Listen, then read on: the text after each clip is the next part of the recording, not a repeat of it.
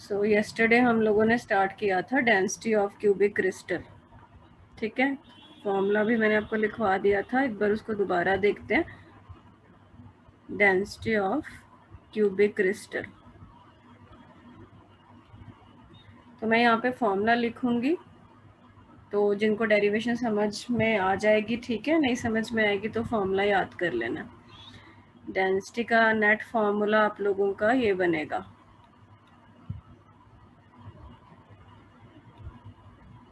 पहले इसमें हर सिंबल का मीनिंग समझ लेते हैं, फिर एक बार दोबारा डेरिवेशन करेंगे। डी तो हमने लिख ही लिया ऑलरेडी। डी क्या है? Density of the cubic crystal. And M क्या है यहाँ पे?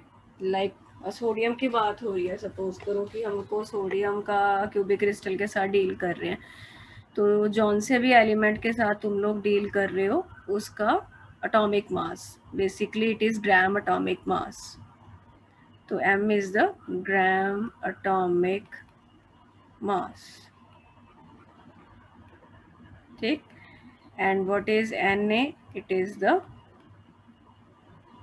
एवोगैड्रोस नंबर, जिसकी वैल्यू कितनी होती है? 6.022 इंटू 10⁻23। Z क्या चीज़ है? It is the effective number of atoms per unit cell. Effective number of atoms per unit cell. And you already know for FCC Z की वैल्यू कितनी है? 4, BCC 2 एंड प्रिमिटिव के लिए 1। सिंपल। तो अभी मैं बेटा एलिमेंट के साथ डील कर रही हूँ, मतलब अभी मैं कंपाउंड के साथ नहीं डील कर रही। जैसे NaCl हो तो थोड़ा सा सिनेरियो डिफरेंट हो जाता है। अभी जो भी मैं चीज़ें लिख रही हूँ ये सिर्फ उसके लिए लिख रही हूँ, if you have only element, like you have only sodium, you have copper, you have silver, you have a particular element के साथ डील करना है तो ये चलेगा। If you have some ionic compound, like कल जैसे हमने कुछ आयनिक कंपाउंड्स पढ़े थे, कोई AB टाइप का है या AB2 है या A2B है, उसमें थोड़ा सा चेंज आएगा, वी विल सी दैट कि क्या चेंज आएगा। ठीक है, तो फॉर्मूला ये बना कैसे था? डेंसिटी ऑफ क्यूबिक क्रिस्टल क्या होता है? डेंसिटी क्या होता है? Mass of unit cell upon volume of unit cell. तो ये बेसिक मतलब डेंसिटी का फॉर्मूला जो हम कहीं भी लगाते हैं, density is mass upon volume. ठीक है, अब एज लेंथ को हमने ए माना हुआ है, तो volume of unit cell A³ आ गया। क्यूबिक के साथ डील कर रहे हो, length into breadth into height, तो कहानी रहेगी मास ऑफ यूनिट सेल। तो बेटा यूनिट सेल क्या चीज़ है? यूनिट सेल अपने आप में कोई ऐसा तो है नहीं कि क्यूब पड़ा है, कल भी समझाया था, है ना। बेसिकली क्या है? एटम्स हैं, एटम से ही यूनिट सेल बना हुआ है। Like suppose we have FCC, तो हमारे पास ऐसा सिनेरियो का स्ट्रक्चर है, मतलब कॉर्नर्स वाले नहीं टच में। Let me draw it again. FCC की बात करें तो हमारे पास इस टाइप का यूनिट सेल है। मैं एक फेस बना रही हूँ, ठीक है। वही कहानी है कि जो ये लाइंस हम ड्रॉ करते हैं ये तो दिखाने के लिए करते हैं। तो यूनिट सेल में जितने एटम्स आएंगे, इफेक्टिव नंबर FCC का तुम जानते हो 4 है। तो कोई पूछे कि एक यूनिट सेल में कितने एटम्स होते हैं, कितने एटम से एक यूनिट सेल बनेगा FCC का, तो तुम आंसर दोगे कि 4 एटम्स चाहिए, एक यूनिट सेल बन जाएगा। तो 4 एटम्स का बेटा जो मास होगा उसी को तुम एक यूनिट सेल का मास बोलोगे ना, इजंट इट? FCC की बात हो रही है, सपोज मैंने पर्टिकुलर मेंशन कर दिया कि FCC की बात हो रही है, और मैं तुम लोगों को पूछूं कि मुझे FCC का यूनिट सेल है मेरे पास और मुझे मास ऑफ 1 यूनिट सेल बताओ, तो तुम लोग क्या मुझे ये नहीं बता सकते कि मैम एक यूनिट सेल 4 एटम से बना है, तो मास ऑफ 4 एटम्स का मास निकाल लो, वही यूनिट सेल का मास होगा। क्या ये बात समझ में आ गई? बोलो। तो mass of unit cell basically क्या चीज़ है? क्या मैं लिख सकती हूँ mass of unit cell is mass of atoms present in it? Simple भाषा में समझाऊं तो mass of unit cell is mass of atoms present in it. Upon volume वाला तो चल रहा है, ये बताओ प्लीज एवरीवन। यस सिर्फ मैम। ऊपर वाली चीज पूछ रही हूँ, देखो ज्यादा स्ट्रेस नहीं डालना, अच्छी बात है, समझ में आ जाए तो, नहीं फॉर्मूला तो लिख के दे ही दिया। वैसे बहुत आसान है, डेरिवेशन कर लोगे तो कॉम्पिटिटिव वाले जो हमको आंसर कर पाओगे। डेरिवेशन नहीं समझोगे तो सिर्फ बोर्ड वाले होंगे, बोर्ड वाले तब भी हो जाएंगे, बट थोड़ा डेरिवेशन इसीलिए करा दिया जाता है ताकि आप कॉम्पिटिटिव वाले क्वेश्चंस के साथ डील कर पाओ। तो mass of unit cell basically mass of atoms है ना। सिंपल में तो कहानी बड़ी आसान है, एक ही एटम है। एफसीसी में 4 है, बीसीसी में 2 है, तो मैं जनरल क्या ये नहीं लिख सकती? मास ऑफ एटम्स को मैं ये भी तो बोल सकती हूँ, mass of one atom into Z upon volume. ये ऊपर वाले को ये समझो, मास ऑफ एटम्स क्या, सिंपल बात करें तो वन एटम इनटू वन, क्योंकि इफेक्टिव नंबर सिंपल में एक ही है। बीसीसी की बात करें तो ये 2 हो जाएगा, तो automatically it would be mass of 2 atoms. FCC की बात करें तो ये 4 हो जाएगा, तो automatically it would be mass of 4 atoms. आई बात समझ में? यहाँ तक सभी को समझ में आ गया? Jashan, Nikhilesh,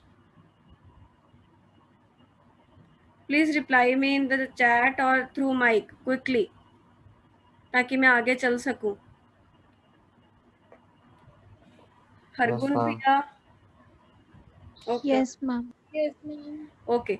now mass of one atom कैसे निकालते हो? मोल कंसेप्ट आता है ना, +1 में पढ़ते आ रहे हो। मोल कंसेप्ट क्या होता है भाई? मोल कंसेप्ट बोलता है कि किसी भी एलिमेंट का m ले लो, m मतलब ग्राम एटॉमिक मास ले लो, तो उसमें कितने एटम्स होते हैं? 6.022 इंटू 10⁻23 एटम्स होते हैं, ऐसे ही बोलते हो ना। जैसे सोडियम 23 ग्राम ले लें तो उसमें इतने एटम्स होंगे, आयरन 56 ग्राम ले लो तो उसमें इतने एटम्स होंगे। आ रही बात समझ में? कैल्शियम 40 ग्राम ले लो तो उसमें इतने एटम्स होंगे। तो क्या मैं ये नहीं बोल सकती इतने एटम्स का मास कितना? सोडियम के केस में 23 ग्राम, कैल्शियम के केस में 40 ग्राम, जर्नल m ग्राम। इतने एटम्स का मास m, एक एटम का मास कितना भाई?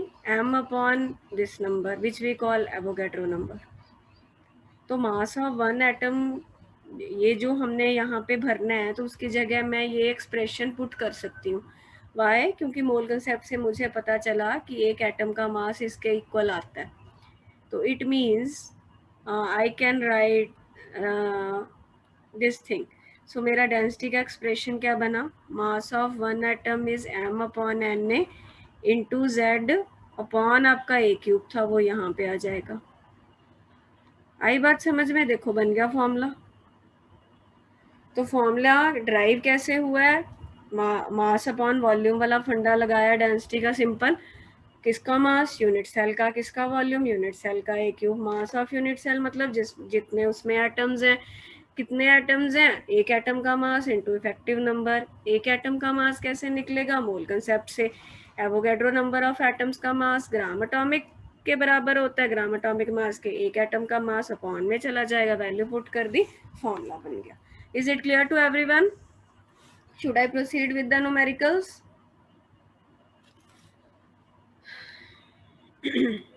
Yes ma'am. बेटा सभी लोग बोल दिया करो, थोड़ी तसल्ली हो जाए मुझे। हाँ, आज आपको ये पेजेस मिल जाएंगे, आगे मुझे ये भेजने हैं। इसमें सेटिंग में एक्चुअली जूम की सेटिंग में प्रॉब्लम थी, तो आज सही कराई है वो। चलो अब उस पे चलते हैं हम लोग, न्यूमेरिकल्स पे। इसका कोई न्यूमेरिकल्स बेटा बहुत इंपॉर्टेंट है, दोबारा बोल दे रही हूँ मैं। तो मैं एनसीईआरटी के न्यूमेरिकल्स अभी ले रही हूँ, सॉल्व 3 एग्जांपल्स दे रखी हैं इसने, तो अभी हम वो वाले डिस्कस करेंगे। बुक खोलने की ज़रूरत नहीं है, ऐसे आपका ध्यान मतलब कंसंट्रेशन वो होती है। तो आप फटाफट, मैं लिख रही हूँ बेटा, स्टेटमेंट लिख लो कॉपी पे।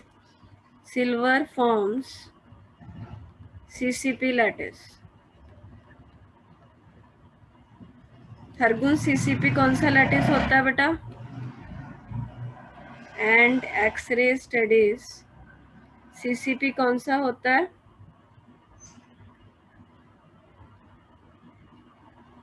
हरगुन मैम एफसीसी वाला। हाँ, सीसीपी मीन्स एफसीसी। तो ये ध्यान रखना है, ये लैंग्वेज ऐसे यूज की जा सकती है। Silver forms CCP lattice and X-ray studies of its crystals show that edge length of its unit cell is 408.6 picometer. Calculate the density of silver.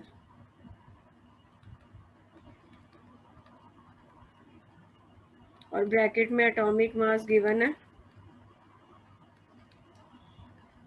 Silver का एटॉमिक मास 107.9 AMU, यू लिखते हैं उसे, ठीक है, ये तो पता ही होगा। चलो अब सॉल्व करते हैं बेटा। आपको सिखाया हुआ है न्यूमेरिकल्स कैसे सॉल्व करने हैं, तो पहले डाटा बनाओ। कौन सा एलिमेंट है हमारे पास पिया, कौन सा एलिमेंट है?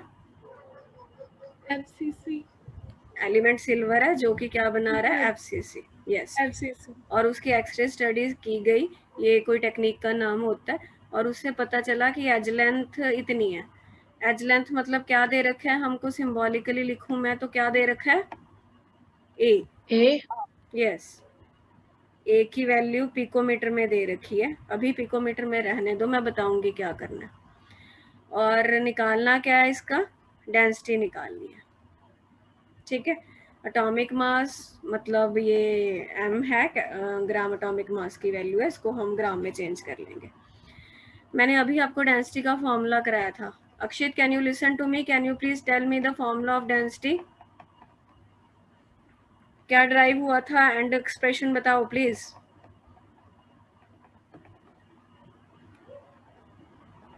Mass of unit cell upon volume of unit। मास इनटू 1। बेटा वो तो डेरिवेशन के लिए ना, अब यहाँ पे एंड में हमने ड्राइव करके क्या निकाला था, m अपॉन n ए इंटू z अपॉन ए क्यू, ठीक है। वो जब भी हमको क्वेश्चन आएगा तो हम पूरी डेरिवेशन नहीं करेंगे, तो एंड एक्सप्रेशन लिख देंगे। हमको निकालनी है डेंसिटी, और m क्या होता है Prabhnoor? m is the molar mass, gram atomic मास। हाँ, मोलर मास ग्राम एटॉमिक मास, तो वो दिया दे रखा है। वैसे 108 ले सकते हो कैलकुलेशन के लिए, बट गिवन है, जो बोर्ड में कर रहे हो तो एक बार तो वैल्यू पुट करनी पड़ेगी ढंग से। Na की वैल्यू क्या होगी बताओ फटाफट, एवोगैड्रो नंबर 6.022 into 10⁻23। यस, अब कोई नहीं बोलेगा, जिसे मैं पूछूंगी वही बोलेगा। हरगुन Z की वैल्यू बताओ, क्या पुट करें? 4 because it is FCC lattice. Jashan A क्या है? A is the edge length, ठीक है। अब यूनिट्स का क्या करें, देखो तो ज़्यादातर बेटा जो डेंसिटी है आपको जो आंसर देना होगा, कुछ नहीं बोला तो आपको ग्राम पर सेंटीमीटर क्यूब में देना होता है, ग्राम पर सेंटीमीटर क्यूब में। मास तो ये ऑलरेडी मतलब हमने मोलर मास में बदल दिया तो ये ग्राम हो गया। तो जो आपका एज लेंथ है पिकोमीटर के, आप सेंटीमीटर बना लो। चेंज करना नहीं आता तो सीख लो, +1 में बच्चों को ऐसे छोड़ देते हैं, पता है मुझे। पिको का फैक्टर होता है -12। अब ये मीटर में बदल गए, ठीक है। अब मुझे सेंटीमीटर बनाना है, 1 मीटर में 100 सेंटीमीटर होते हैं। क्या किया मैंने, पहले पिको हटा के, पिको होता है 10⁻⁻12, पी को हटा के 10⁻⁻12 लिखा, मीटर का मीटर रहने दिया। फिर 1 मीटर में 100 सेंटीमीटर 100 सेंटीमीटर होते हैं, वो पुट किया, तो it becomes 408.6 into 10⁻10 centimetre. I think clear हो गया होगा, नहीं हुआ तो आप मेरे से पूछ सकते हो कन्वर्जन्स। ये सारा वैसे तो +1 का टॉपिक है, but if you want to ask me no problem, I can repeat. पता चला कैसे पुट किया मैंने?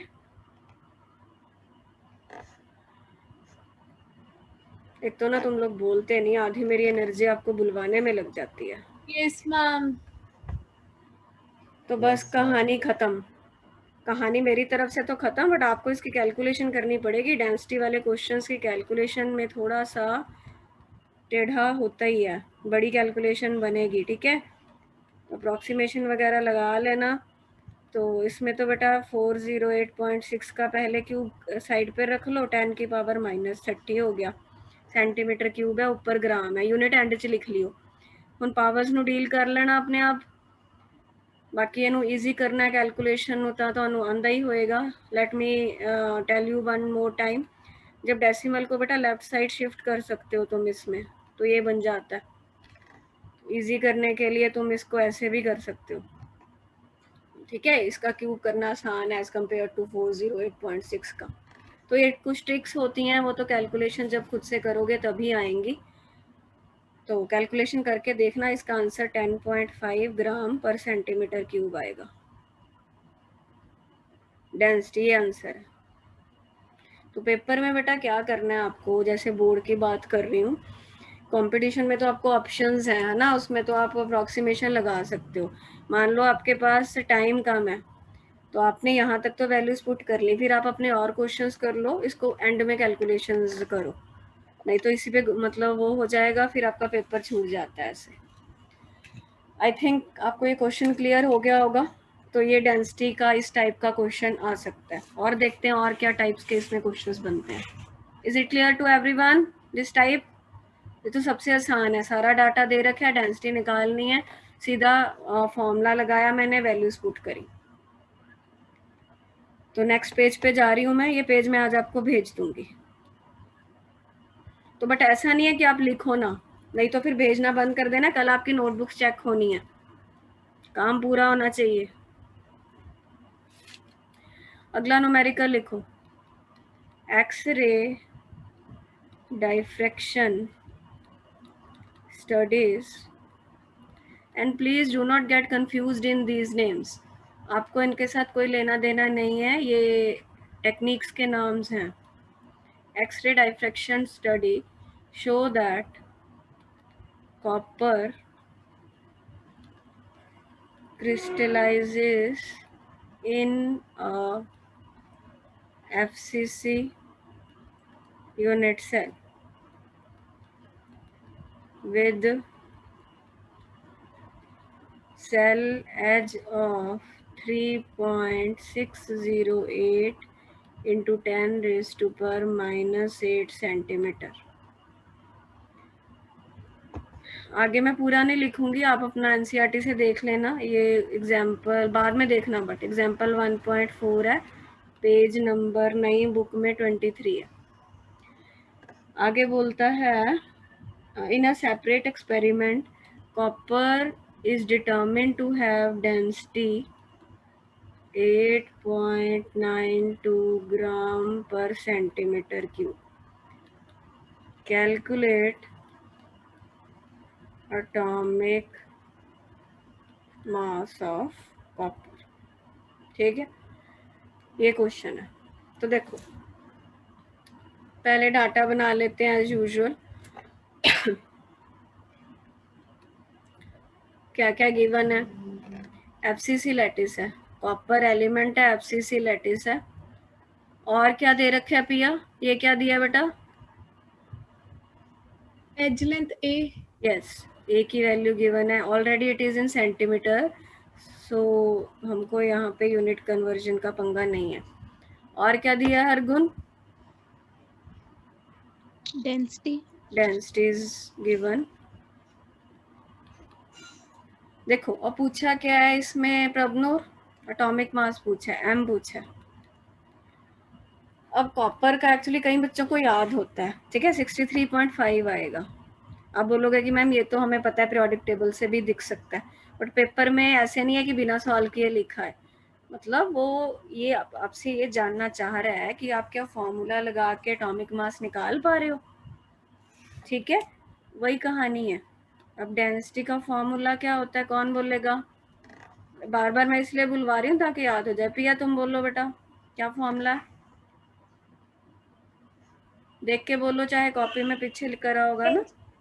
Molar mass upon Avogadro number into Z upon AQ।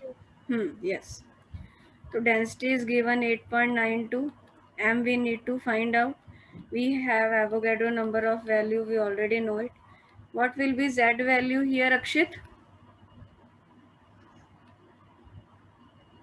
Yes, what will be Z value, Akshit? 12. I'm not asking coordination number. FCC effective number 4 बेटा. 4.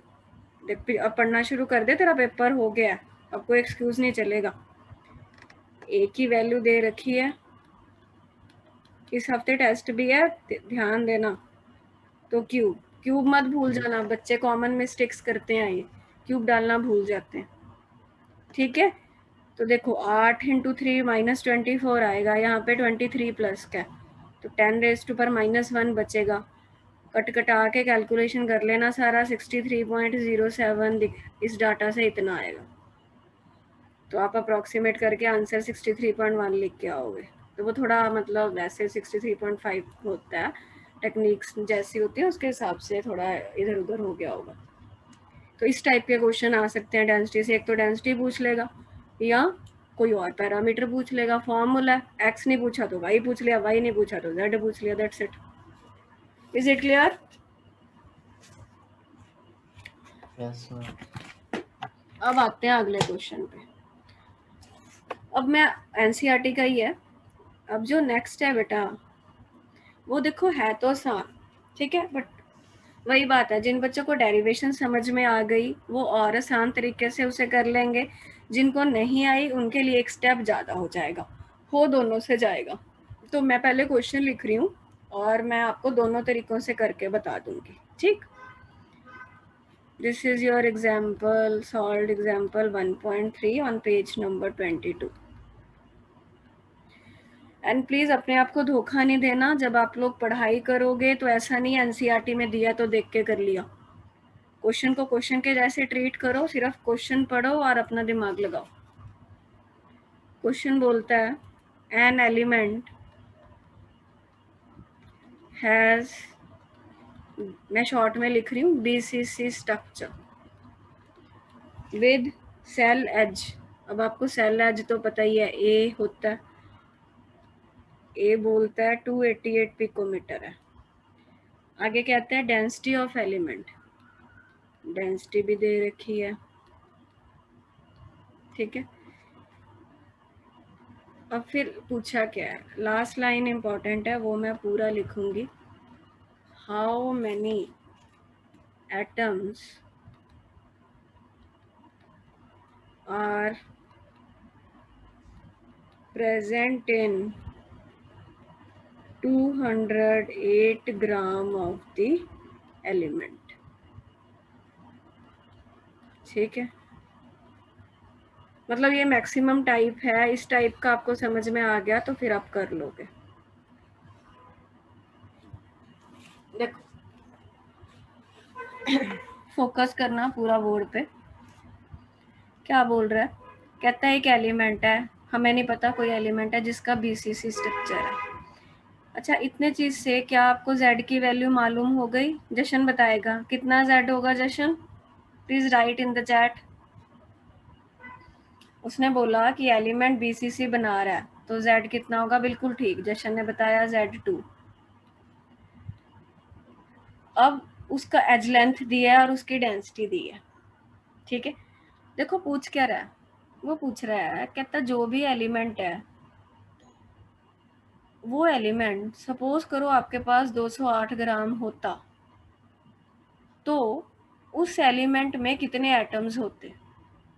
I repeat my question. ये कोई data दिया है, हमें नहीं पता, कोई एलिमेंट है, मान लो एक्स एलिमेंट है,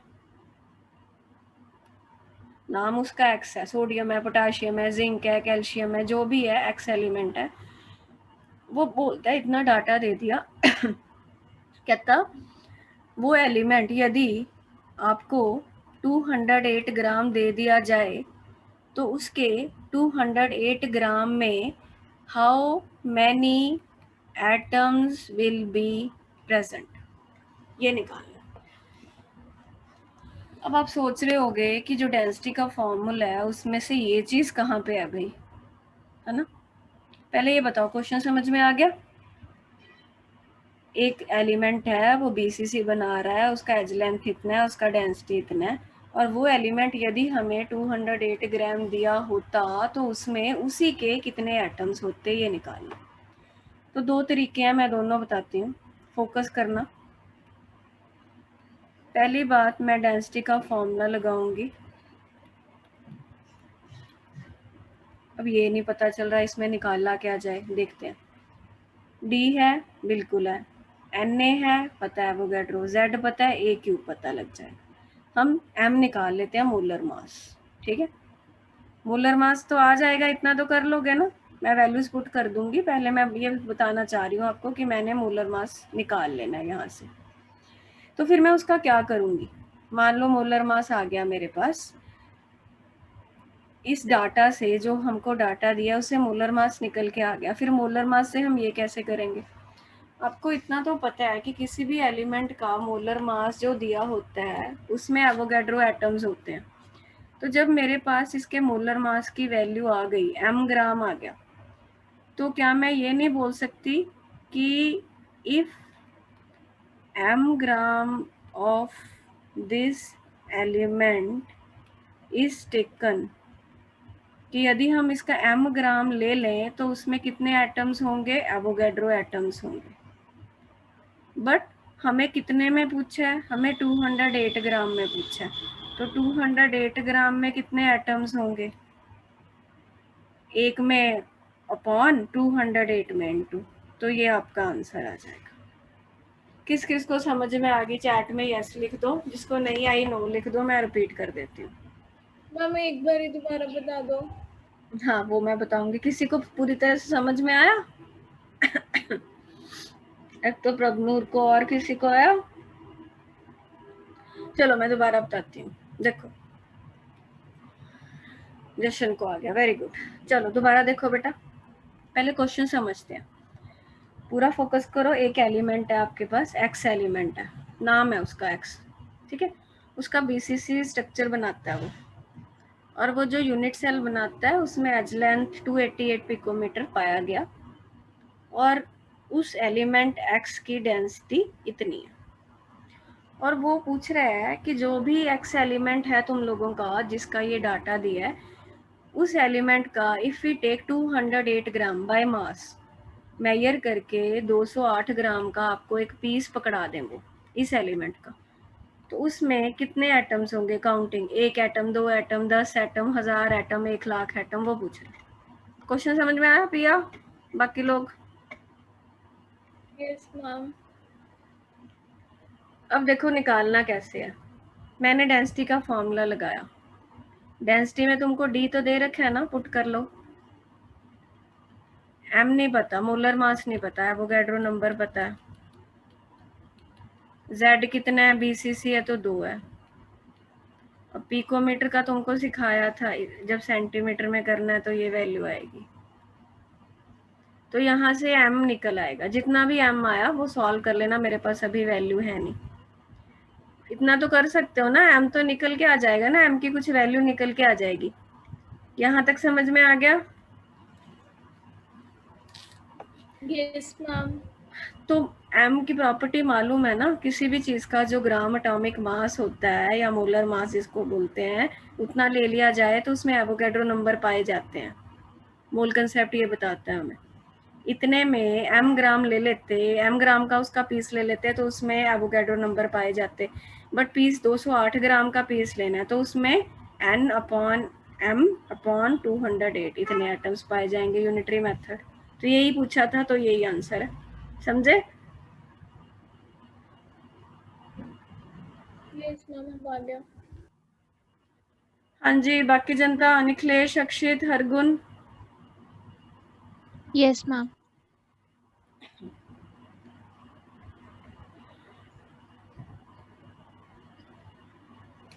इसका दूसरा मेथड तुम लोग कोई बता सकता है खुद से?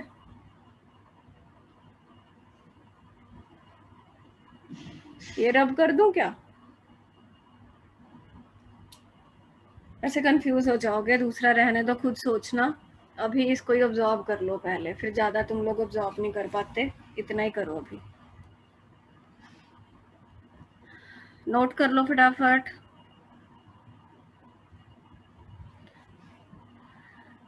ये जो डायरेक्ट मैसेज लिखा था ये पर्सनली जाते हैं क्या एवरीवन, क्या सिस्टम होता है इनका? हमें करके भेजना होता है, पर्सनली आपको ही करके भेजते हैं। अच्छा, एवरीवन आता है तो सभी लोग देख पाते हैं, ये होता है ना सिस्टम? वो चेक करना होता है जब मैसेज करते हैं। ओके ओके, हाँ ये ऑप्शन दिखी मुझे। ओके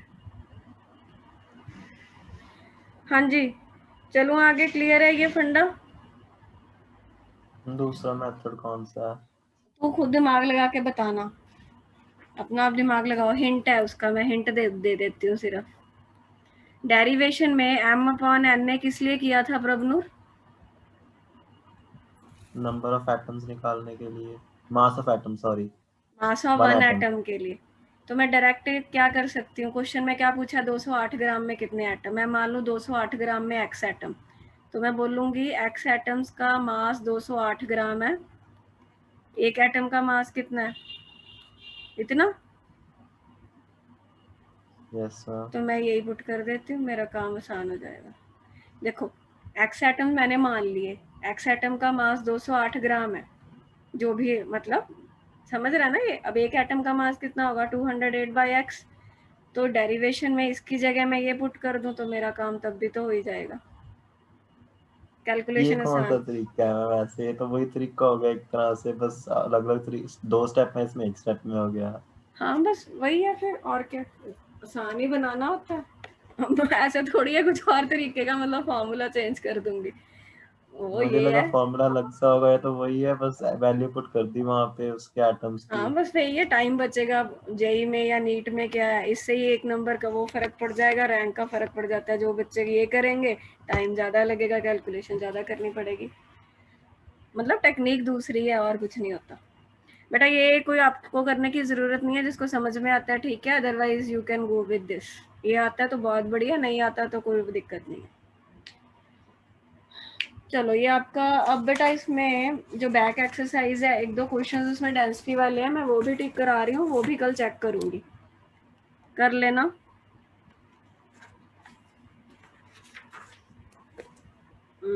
तो इसमें बैक एक्सरसाइज के लिख लो। Question number 1.11. It is related with the density numerical 1.13. And we have 1.15.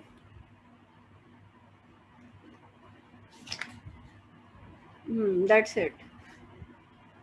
अच्छा मैंने पिछली बार 1.21 दिया था क्या करने के लिए? जो पिछली बार दिए थे उसमें चेक करके बताओगे जरा, एक मिनट। आई एम आस्किंग, क्या मैंने 1.21 दिया था?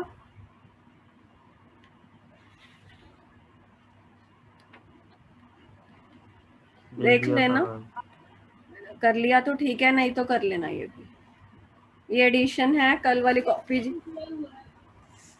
कर लिया तो ठीक है, नहीं किया तो कर लेना, ये भी हो जाएगा, हम कवर कर चुके हैं टॉपिक।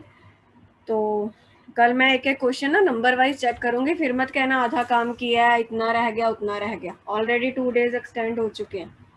अब अगले टॉपिक पे चलते हैं।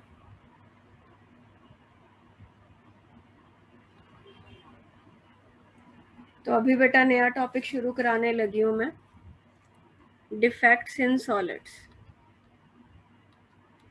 ये समझ लेना आप लोग, थोड़ा बहुत नोट कर सकते हो, मैं इसके आपको मतलब अपने वाले जो मेरे नोट्स होते हैं वो मैं आपको भेज दूंगी, थ्योरेटिकल है टॉपिक, ठीक है। टॉपिक है हमारा डिफेक्ट्स इन सॉलिड, और इसको बोलते हैं इम्परफेक्शंस इन सॉलिड्स।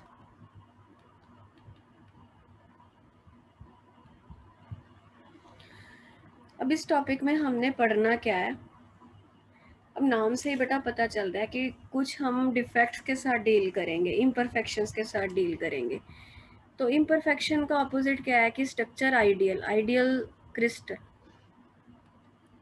हम ऑलरेडी क्रिस्टलाइन सॉलिड्स के साथ ही डील कर रहे हैं, एंड वी नो कि क्रिस्टलाइन सॉलिड्स में जो रेगुलर पैटर्न रहता है, जिसको तुम लॉन्ग रेंज ऑर्डर बोलते हो, होता है ना, ये लॉन्ग रेंज ऑर्डर की हमेशा ऑर्डर मेंटेन रहेगा। ठीक है। तो जब बिल्कुल ऑर्डर मेंटेन रहता है ना, लाइक अप टू इन्फिनिटी हम बोलेंगे ये तो खराब ही नहीं होता, हमेशा ही मेंटेन्ड है, बट वो सिचुएशन जो होती है वो आइडियल क्रिस्टल होता है, and it is possible only at absolute zero temperature. Absolute zero पढ़ा होगा ना, 0 केल्विन -273 पॉइंट कितना होता है एग्जैक्टली इतना। ये हाइपोथेटिकल मतलब है, इतना पॉसिबल नहीं हो पाता। तो हम ये बोलते हैं कि जो आइडियल सिचुएशन है वो तो एब्सोल्यूट ज़ीरो पे ही पॉसिबल है। क्यों बेटा? एटम्स हैं, पैटर्न है। पैटर्न का मतलब क्या है? जैसे ए एटम लगे हुए हैं, ऐसे चल रहा है, ए बी ऐसे चल रहा है कुछ, है ना। तो तुम्हारे दिमाग में ये क्वेश्चन आएगा फिर हम क्रिस्टलाइन क्यों बोल रहे हैं। नो डाउट कि ऑर्डर काफ़ी लॉन्ग रेंज है, बट कहीं ना कहीं हो सकता है कि उसमें थोड़ा बहुत डिफेक्ट आ जाए, क्योंकि जो बिल्कुल एटम बिल्कुल नहीं हिलेंगे जी, बिल्कुल उनका एनर्जी बहुत कम है, वो तो एब्सोल्यूट ज़ीरो पे ही पॉसिबल है। रूम टेम्परेचर पे इनमें एनर्जी मिलेगी इनको, तो इनके बॉन्ड हो सकता है एक आधा कोई बॉन्ड टूट जाए, कोई तो उनको क्या है, आप रूम टेम्परेचर पे स्टडी कर रहे हो क्रिस्टल्स को, तो उनको रूम टेम्परेचर पे हीट में है कुछ 25 डिग्री सेल्सियस पे, उनका कुछ एनर्जी का लेवल है। एनर्जी है तो बॉन्ड थोड़ा हो सकता है कोई बॉन्ड ब्रेक हो जाए, कोई बॉन्ड ब्रेक होगा तो इट इज़ पॉसिबल कि कोई एटम अपनी नॉर्मल जो उनकी उसकी प्रॉपर जगह उसको छोड़ के कहीं बाहर चला जाए। या कई बार ये भी पॉसिबल होता है, जैसे हमने इंटरस्टिशियल वॉइड्स पढ़ी हैं, हमने पढ़ी थी ना, टेट्राहेड्रल वॉइड, ऑक्टाहेड्रल वॉइड। कई बार क्या होता है, एटम अपनी एक्चुअल जगह छोड़ के मान लो वॉइड में खिसक के चला गया। तो ये सारी जो चीज़ें आती हैं इनको हम डिफेक्ट्स के नाम से जानते हैं। डिफेक्ट्स हम पढ़ते क्यों हैं? डिफेक्ट्स आने के कारण कुछ प्रॉपर्टीज़ जो हैं वो सॉलिड की चेंज हो जाती हैं। वो चेंज होने से, जैसे हमने शुरू में डिस्कस किया था, तो कुछ प्रॉपर्टीज़ ऐसी उसमें आ जाती हैं जो डिज़ायरेबल होती हैं। डिज़ायरेबल मतलब हमें उनका बेनिफिट हो सकता है कि कोई साइंस में मॉडर्न कोई टेक्निक बनाने में, तो इसलिए ये दे आर इम्पॉर्टेंट। तो डिफेक्ट्स का मतलब क्या है कि कोई भी जो रेगुलर पैटर्न है उससे कोई भी जो चेंज आती है, कोई एटम चला गया अपनी जगह छोड़ के या कोई और एटम वॉइड में आ गया, उन चेंजेस को हम डिफेक्ट्स के नाम से जानते हैं। ठीक। और डिफेक्ट्स मेनली 2 टाइप्स के होते हैं। एक होते हैं पॉइंट डिफेक्ट्स, दूसरे होते हैं लाइन डिफेक्ट्स। एक होते हैं पॉइंट डिफेक्ट, दूसरे होते हैं लाइन डिफेक्ट्स। जैसे नाम से ही क्लियर हो रहा है, मान लो तुम्हारे पास वही क्रिस्टल है ए बी, ये चल रहा है क्रिस्टल, ठीक है। तो जब भी हम स्टडी करते हैं पहले हम मान लेते हैं कि सपोज करो जी आइडियल है। आइडियल मतलब इसका स्ट्रक्चर में अभी कोई प्रॉब्लम नहीं है, ऐसे ये आगे आगे बढ़ता जा रहा है, ठीक है। तो डिफेक्ट किसी एक एटम पे आया, ये ए अपनी जगह मान लो छोड़ के चला गया, तो जो तुम्हारा डिफेक्ट आया वो एक एटम पे आया ना, या एक आयन पे आया, तो उसे हम बोलते हैं पॉइंट डिफेक्ट। मतलब defect around one point, defect around one point means one atom या वन आयन। तो ऐसे डिफेक्ट्स को पॉइंट डिफेक्ट्स बोला जाता है। और लाइन डिफेक्ट का मतलब defect in whole line, defect in throughout the line. Line मतलब like throughout the row, कि जैसे ये था कि मान लो कोई ऐसा डिफेक्ट आया कि पूरी ये रो ही उड़ गई, या पूरी एक और रो मान लो ऐड हो गई, तो ऐसे डिफेक्ट्स को लाइन डिफेक्ट्स बोलते हैं। डिफेक्ट पूरी रो में आ जाए तो वो लाइन डिफेक्ट है, एक पर्टिकुलर एटम पे डिफेक्ट रहे तो वो पॉइंट डिफेक्ट है। It's very clear from the name themselves. But हमारे सिलेबस में जो है वो पॉइंट डिफेक्ट्स हैं। पॉइंट डिफेक्ट्स हमने स्टडी करने हैं कि डिफेक्ट एक एटम के अराउंड कैसे कैसे आ सकते हैं। तो जो पॉइंट डिफेक्ट्स होते हैं they are further of 3 types. तुम बस हेडिंग डाल लो और ये चीज़ लिख लो जो मैं आगे डिवीजन कर रही हूँ, बाकी डिटेल में मैं पिक भेजूंगी। पॉइंट डिफेक्ट आगे 3 टाइप्स के हैं, नाम याद करने हैं हमने। Stoichiometric defects,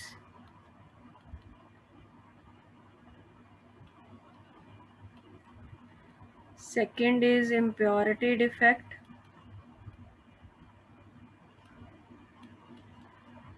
third is non-stoichiometric defects. तो ये 3 टाइप के defects we are going to study. Point defect के आगे क्लासिफिकेशन है stoichiometric defects, impurity defects and non stoichiometric defects.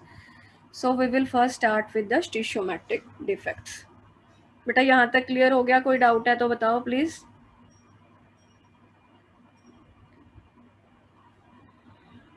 तो स्टिशियोमेट्रिक डिफेक्ट्स देखते हैं क्या होता है.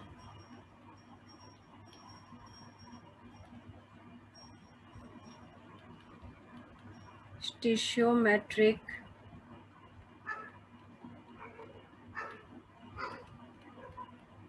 डिफेक्ट्स बेटा ये उस टाइप के डिफेक्ट हैं. डिफेक्ट को और क्या हम बोल सकते हैं? इम्परफेक्शन. ये एक ऐसा डिफेक्ट होगा कि डिफेक्ट आने के बाद भी जो रेशो होगी एलिमेंट्स की वो मेंटेन रहेगी. क्या मतलब मेरे कहने का?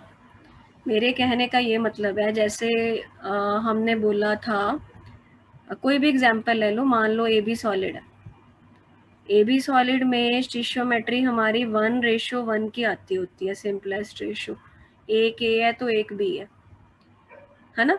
या ए बी 2 टाइप का सॉलिड ले लो तो इसमें स्टिशियोमेट्री 1:2 की आ रही है. ए टू बी टाइप का सॉलिड ले लूँ तो इसमें स्टिशियोमेट्री 2:1 की आ रही है. तो स्टिशियोमेट्रिक डिफेक्ट ऐसे डिफेक्ट्स हैं बेटा कि डिफेक्ट आने के बाद भी इनकी जो स्टिशियोमेट्री है वो मेंटेन रहेगी. मान लो कि मेरे पास ए बी सॉलिड है और उसमें डिफेक्ट आ गया. डिफेक्ट इस तरीके से आता है कि डिफेक्ट आने के बाद भी जो इनकी स्टिशियोमेट्री है वो मेंटेन रहेगी, मतलब फॉर्मूला चेंज नहीं होगा. जैसे NaCl है, उसमें डिफेक्ट इस ढंग से आएगा कि डिफेक्ट आने के बावजूद भी इनका फॉर्मूला हम NaCl ही लिख पाएंगे. तो हम क्या लिख सकते हैं? हम ये लिख सकते हैं कि even after the defect स्टिशियोमेट्री, कई लोग स्टोइकियोमेट्री भी बोलते हैं, of the crystal will be maintained. Defect आने के बाद भी स्टिशियोमेट्री मेंटेन रहेगी.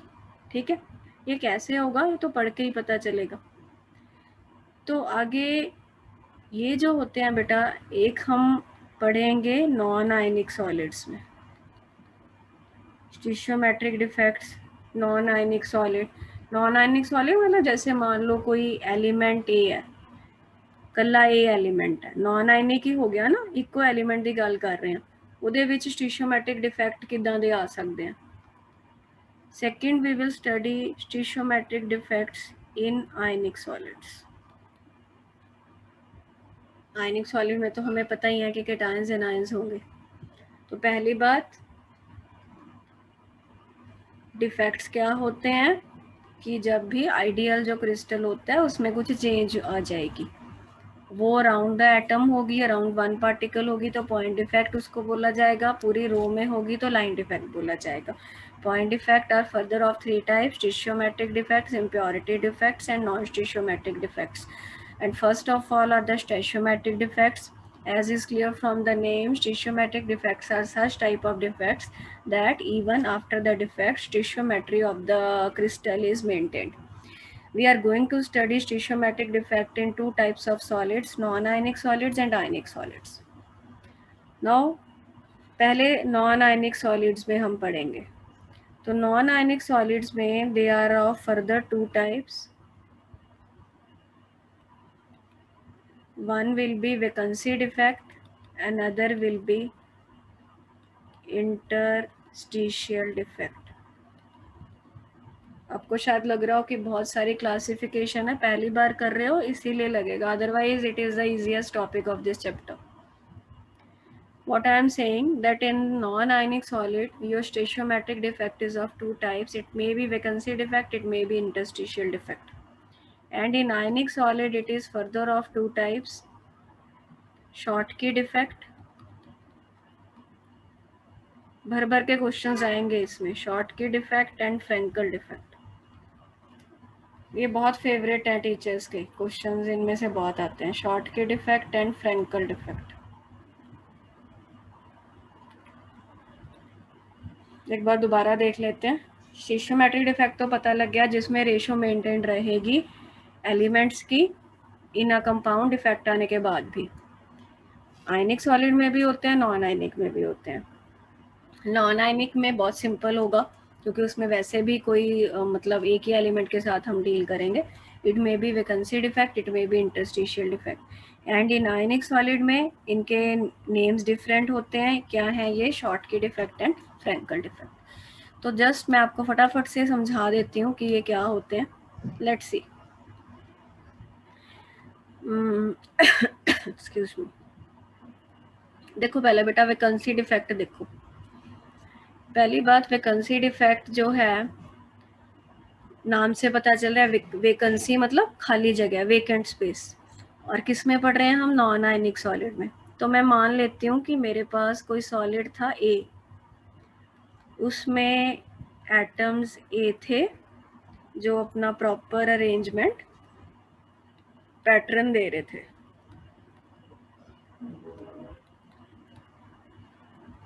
पहले हम आइडियल सिचुएशन दिखाते हैं, फिर उससे आपको बेटर समझ में आ जाएगा कि मैं क्या बात करना चाहती हूँ।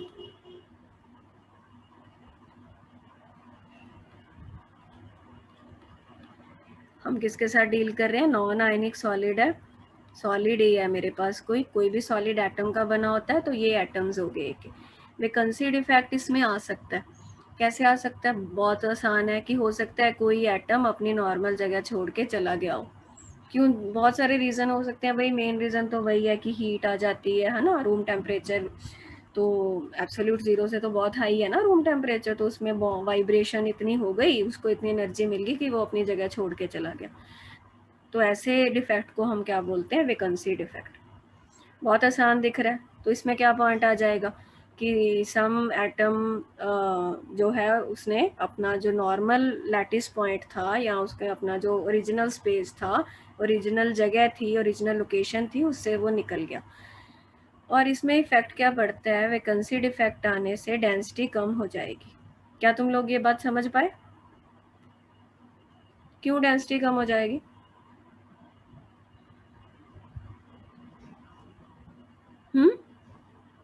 डेंसिटी क्या होती है? Mass upon volume. अब इतनी जगह है, इतने मास कम हो गया ना बेटा, क्योंकि एटम चला गया तो मास कम नहीं हो गया, जगह तो उतनी है। तो वैकेंसी डिफेक्ट के कारण क्या डेंसिटी कम नहीं होगी? प्लीज से यस और नो। Yes ma'am. इसमें तो कोई तीर नहीं मारना कि ऐसा तो नहीं कोई पता नहीं क्या समझना है, बहुत आसान है। वैकेंसी डिफेक्ट का मतलब एटम चला गया, एटम चला गया तो मास कम हो गया। अब आपके रूम में से कोई एक चीज बाहर कर दी जाए तो क्या होगा? खाली जगह बढ़ जाएगी ना। खाली जगह बढ़ने का इफेक्ट क्या हो गया? इसमें डेंसिटी कम हो गई, mass upon volume. Interstitial defect क्या है बेटा? बाकी लोग जवाब नहीं दे रहे, क्या हो गया? कहाँ चले गए? Yes ma'am. इंटरस्टिशियल डिफेक्ट में बेटा देखो क्या हो सकता है। नॉर्मल क्रिस्टल था, इसमें ये हो सकता है कि